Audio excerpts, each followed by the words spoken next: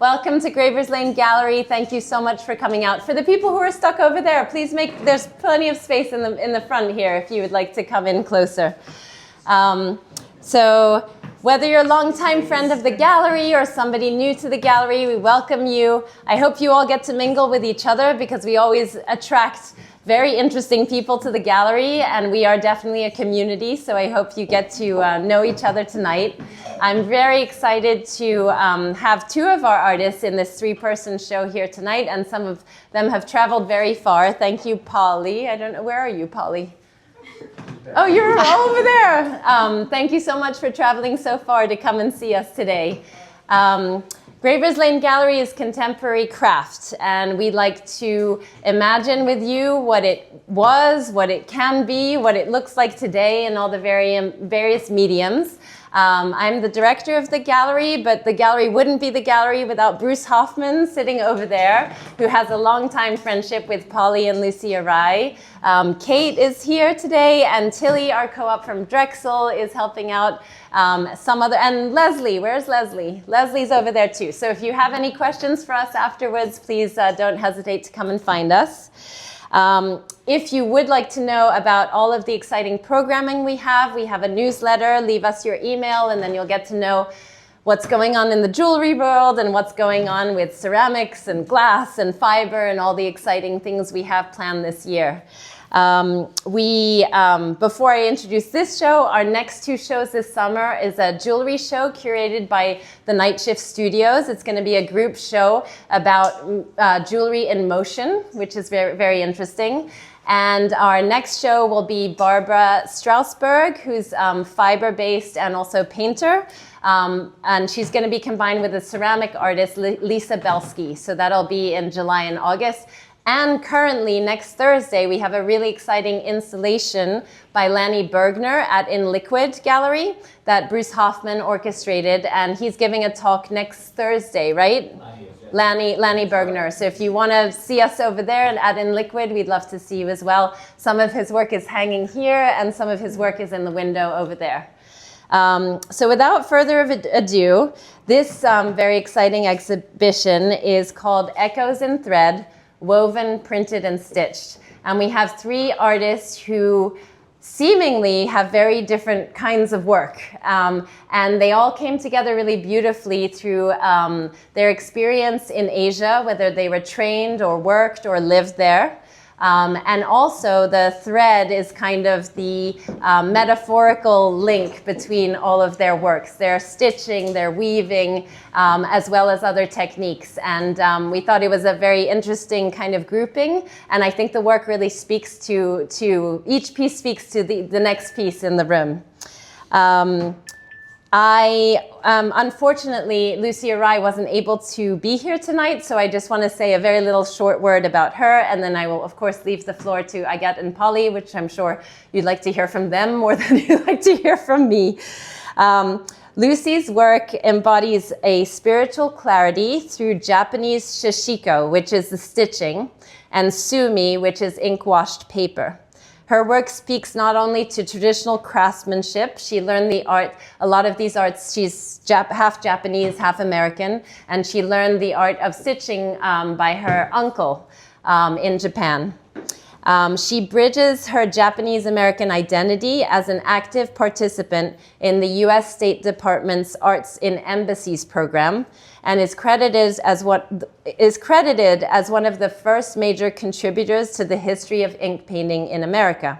Arai earned a Master's in Fine Art and a Graduate Certificate of Museum Practices from the University of Michigan.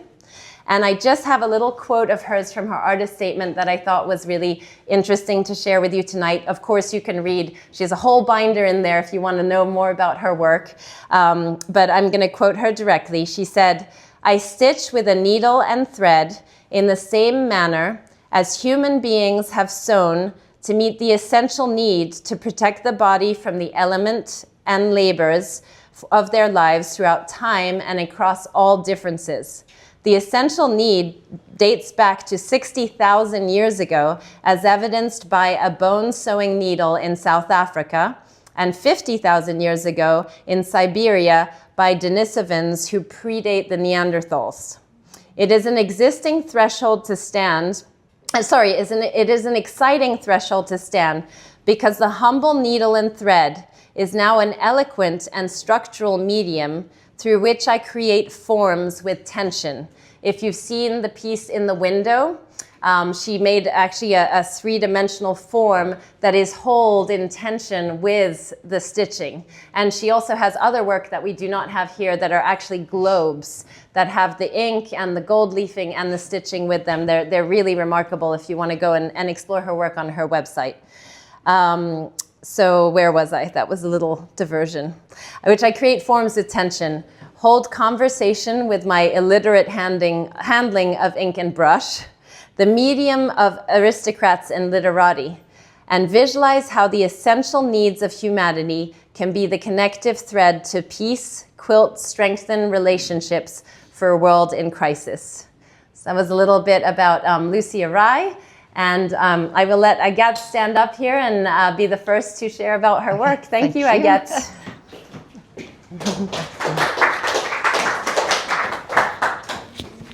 Well, thank you everyone for being here tonight. It's a pleasure to be here. It's a pleasure to be here with Brothers Land Gallery. It's actually my first participation in an exhibition here. So thank you so much to Chloe and our amazing team for welcoming me and my work tonight. So I will have also my note on my phone. Sorry about that. I'm not, I have a strong French accent and I'm not totally fluent in English. But anyway, so some of you already know me and my work. I'm a French printmaker and multimedia artist, and I moved in Philadelphia almost 11 years ago. I'm originally from Paris, and I lived all over the world, and I now work and live in Wynwood, so not far from here. So in my work, I love exploring new creative paths. As a printmaker, I'm not very traditional in my way of working, and I like to stretch my limits and push myself towards new territories. So tonight you are going to discover two different bodies of work, two distinct bodies of work, Burmese days, which I began while living in Myanmar, formerly called Burma, and my latest series, Les Bleus à l'âme, Blues of the Soul. So the Burmese Days series, it's a series that I started in 2005 when I was living in Burma. You can see it's all the bold, circular, abstract pieces that you see in this room and on the back room. During my 4 years living in Burma, I started this series of prints inspired by the culture and traditions of the Burmese people. Burmese sits at the crossroads of India, China, Thailand, and Laos, creating extraordinary cultural diversity for its various ethnic groups. My inspiration came from these communities' textiles, particularly how each tribe maintains vibrant tradition through their clothing. They cultivate fiber, spin thread, weave, dye, and sew, and each step preserving their unique identity. I chose to work with different shades of blue to illustrate the indigo dyes that most of these tribes use for dyeing their fabrics. And my inspiration came from a pleated skirt that, when laid flat on the ground, creates a beautiful circle. And this sparked my exploration of large abstract circular forms. So rather than literal representations, these prints became a personal interpretation of those textiles. I began with wood engraving, then developed my own technique by applying acrylic medium to the wood and carving radiant lines. I combined relief prints and monoprints, creating unique work through experimentation. So each work is unique. I'm using the same plate. I manipulate colors and layering to build depth and character. I print by hand into Asian mulberry paper. Some are handmade from Burma. And some other work in the back room is mostly onto Japanese paper. And I had stitching to my print did I say that already or not? No, sorry, I'm lost in my. So yes, the work is unique. I print by hand.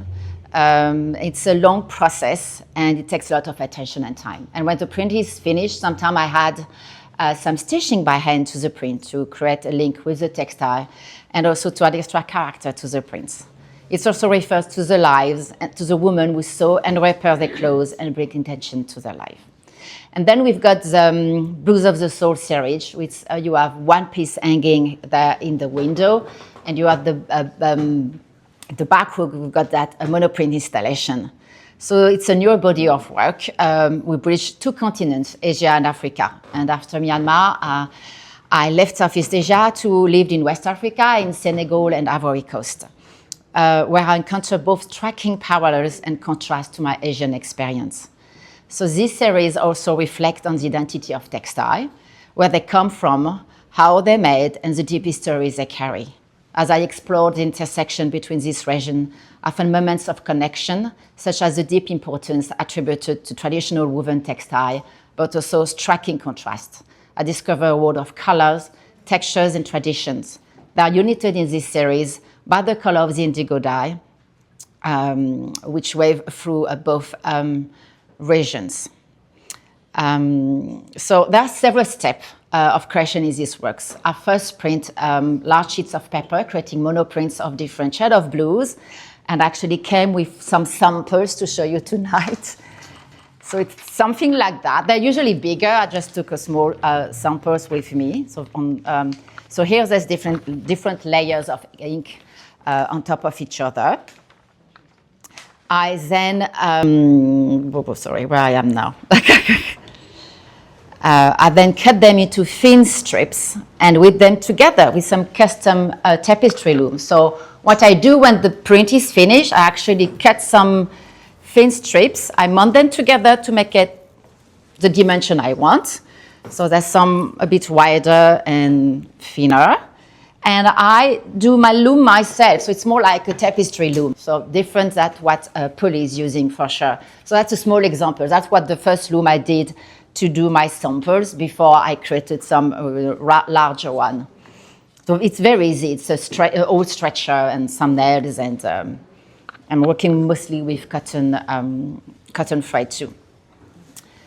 So it's a long process, but it's interesting. And we've got actually a woven piece on the window. So for this series, I wanted to go beyond what I have done until now, and I changed the scale of the works and work on both sides of them, creating large modular panels that can move. And all of this echoes my love for textile. And I think I did already that, but never mind. Okay, so we have an installation in the back room that you might have seen with different colors of blues. And this installation is made of small monoprints, square mounted together in long layered strips. And this installation for me reflects and what I call a joyful chaos. It's the exuberant energy of West African cities with their crowded markets and bustling streets. And it's also evoking the density of bamboo forest in Asia. And I will conclude to say that both series are a tribute to women who share their stories and tradition with me along the way.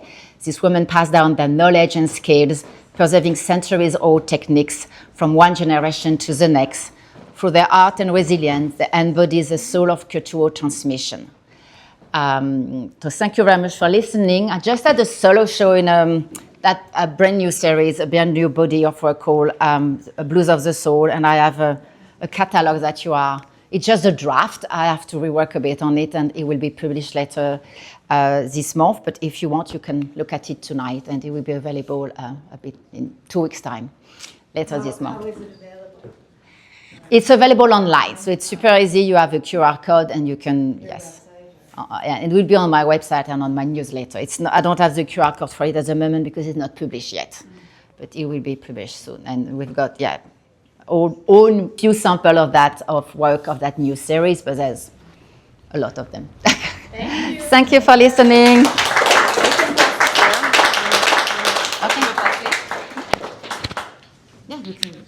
And without further ado, we need Polly here.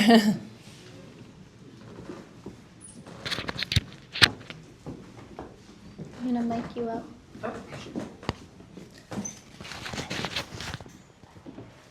Is that all? Yep, that's it. Okay. Wow. Well, thank you all for coming. Thank you, Bruce, for our long friendship. I don't know how many years it's been. Far too many. Yeah. So don't want to go there. And thank you, Chloe and Kate and Tilly, and there's a Mia. There's a Mia, there's a Joseph, who are not here tonight. Yes. Okay, well, thank them. This is so exciting, and it's really exciting for me to be seeing the work that I've done over the years, sort of in conversation with, in happy conversation with Lucy and with Agathe. So let's see.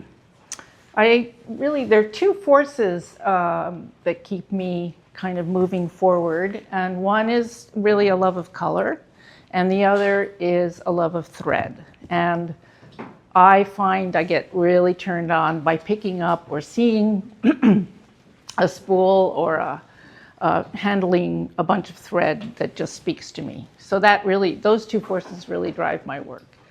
I have a very fun memory of seeing the metallic covered monofilament, Japanese monofilament, in a bin in a Handweavers Guild conference. And it had been chained. You know, you can take a bunch of threads and chain it into a loop. And it was in a bag, and it looked like minnows in water. And that is the monofilament that really is in all of the work except for that hanging and the one in the window.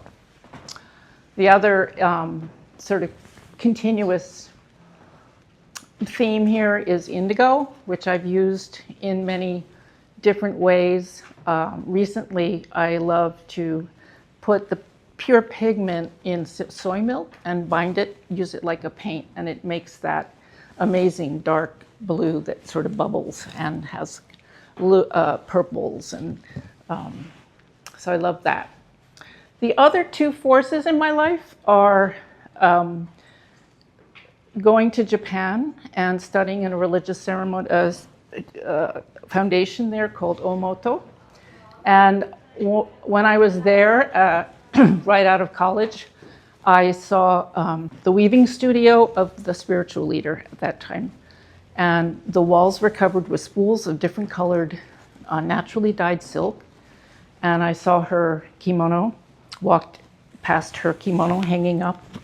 And for 3 years, I would have dreams every summer to go back to Japan and learn to weave. And so that's what I did, and that's where my weaving training came from. But from that first time I saw the weaving studio, I came back and worked with Helen Frankenthaler as her assistant. So that experience, those two, really have been my,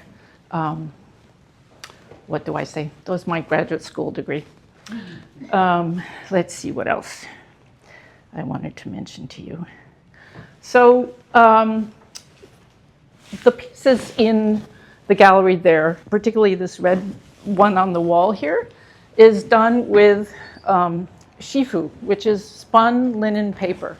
So paper that is cut into strips that are about 1/8 of an inch and then spun. And so that's the warp, that's the vertical set of threads. And then I've also recently been working with pastel, and I love the fact that I can take, I just love the feeling of rubbing pastel on paper, and then I have stitched it with this same Japanese monofilament, so that the monofilament was the warp in this little piece against the wall there that's called Burnished Countenance.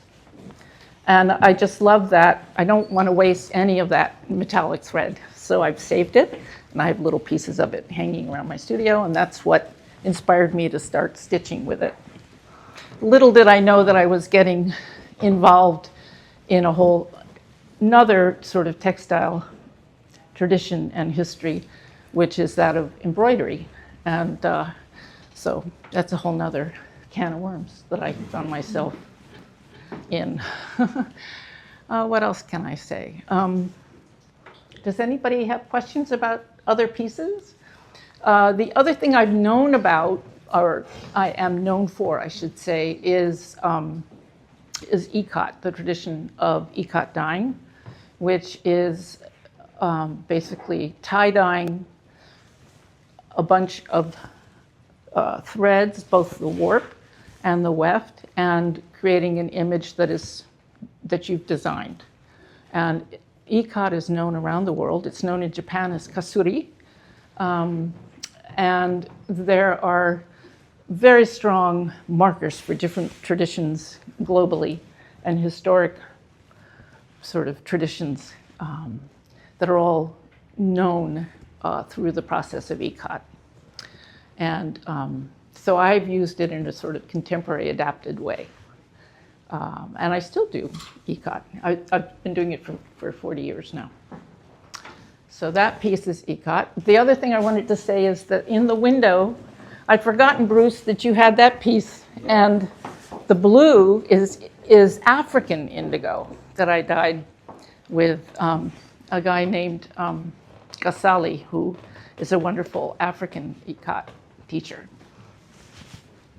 What else can I talk about? The papyrus piece. The papyrus piece. Yes, that is indigo pigment dipped in soy milk and painted on the papyrus. I stitched it before and then painted the whole thing with indigo.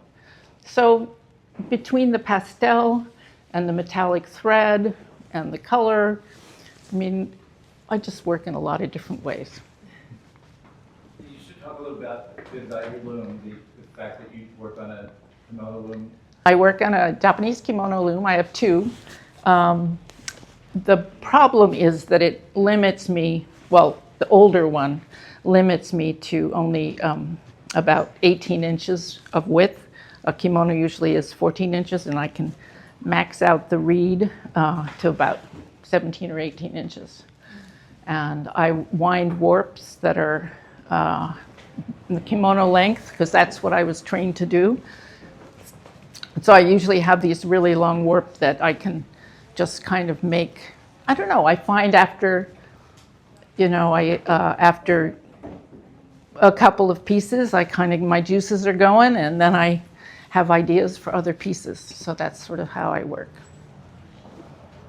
That's about it. Any questions? I have a question regarding the indigo dye that you're mixing with the soya milk. Does the color fade away after time, after a bit? No, Never? no, it's Because really. I used, when I was in Ivory Coast, used some indigo powder to mix with water, acrylic layer. I wasn't using ceramic, and the color was fading a bit. No, the soy milk acts like casein milk. It's the protein that binds it to the surface of the fiber. And then I've also used in this piece here next to Agathe is rubbed with pastel on the surface after I'd woven it. I had dyed it. It was ikat dyed. And then on the back is metallic leaf that is glued on, I should say. I love that feel. Sorry. No, I just love the feeling of pushing the surface of the material. I love to weave the surface. I love to rub on the surface and then push it in and explore on that. I'm just following on the indigo and soy milk. Mm-hmm. Does it depend on the fiber that you're painting it on, whether it's going to be fast or not? I don't think so. I mean, I've used it on silk. I've used it on this papyrus. What else have I put it on? I don't think I've put it on any paper yet. I don't think it is. I mean, I know that, for instance, there was an exhibition of wonderful Japanese banners that was in some national gallery. Maybe it was in the Freer. And the back of it, I mean, these were ancient paintings that had all different themes of music, of underwater scenes of fish and birds, and the backs were all painted with indigo and soy milk. So I think it's fast. But in general, textiles really have to be carefully kept away from too much sunlight. Any other questions? I'm the only one that's wearing a Polly Barton tie, so. Any other questions? And questions for Agathe as well? Well, if you don't want to answer questions in a big group setting, know that Agathe and Polly are available to everyone tonight, and I hope everyone takes a good look and some time with the show, because there's lots of details there to take in. There's lots of different techniques, and so don't hesitate to ask anyone. And thank you so much, Agathe and Polly, for... I was going to say one other thing. Thank you to my husband, who's made it possible for me to have a studio. Ooh. Yeah. Oh, yeah.